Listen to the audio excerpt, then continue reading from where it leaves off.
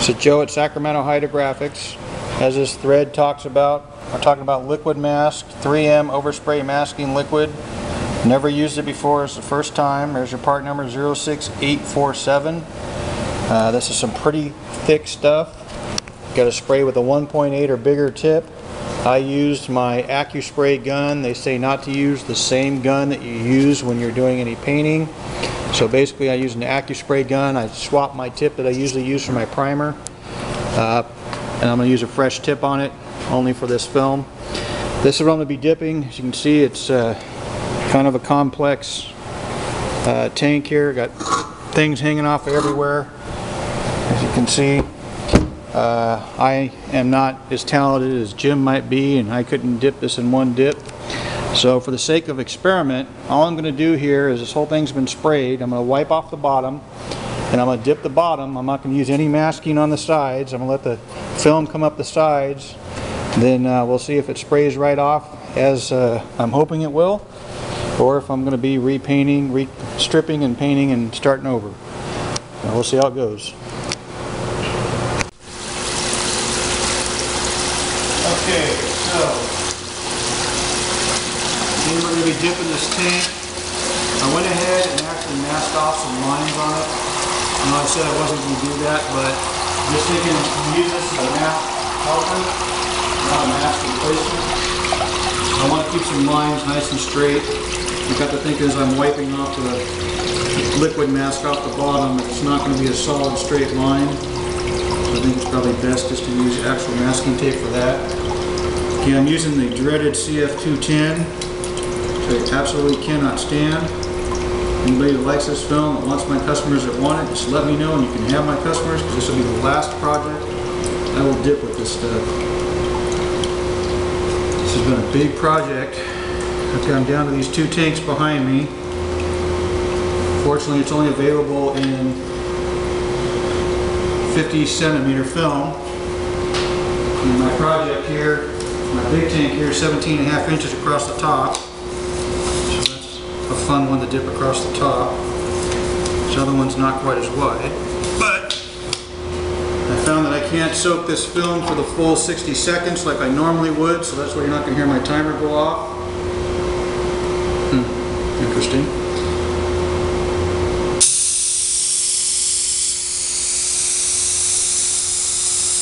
I can't give it as much activator as I normally would, or I have an issue for that. Change my gloves here real quick. Actually, I don't even need gloves. So, here we go. I'm going to dip the bottom of this tank. I'm going to go ahead and push it in pretty far, just so we really test out the liquid mask.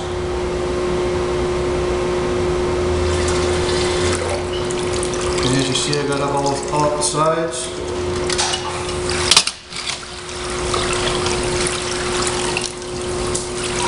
Now, I don't really want to leave it in my tank.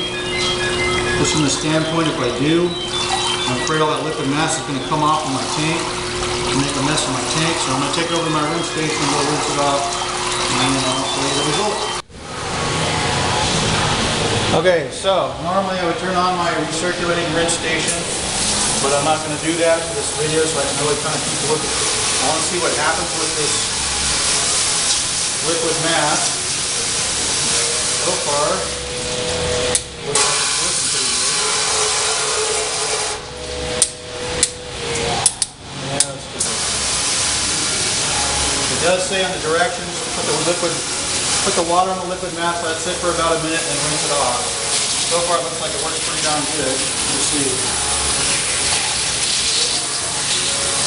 Water a little too hot.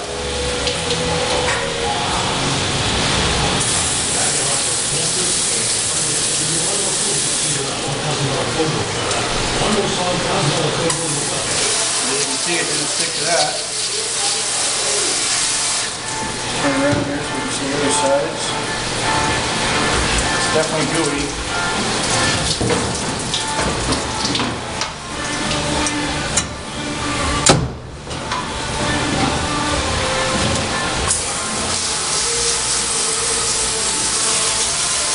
Get it wet enough in here so it just comes right off.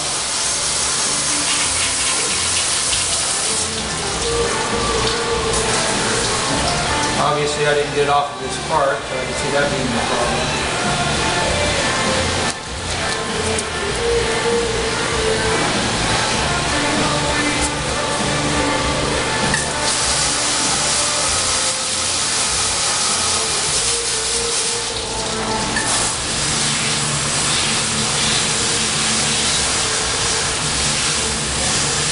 Lucky for me, the bottom is not even required to dip on this part, but I still want to do it. So have one part that doesn't look good. Now that I've missed this, I'll take my airbrush, I'll touch that up, and go back and dip it with the sides when I dip the sides.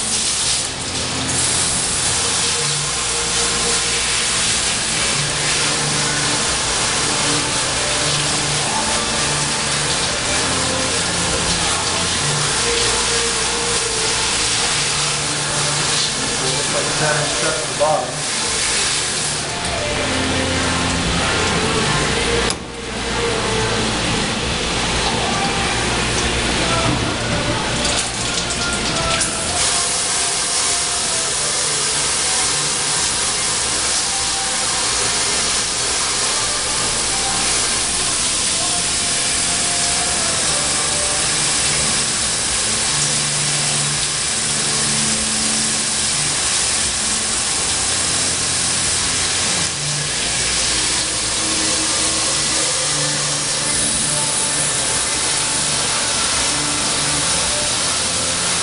Okay, so obviously it was pretty effective as far as preserving the parts I didn't want to get.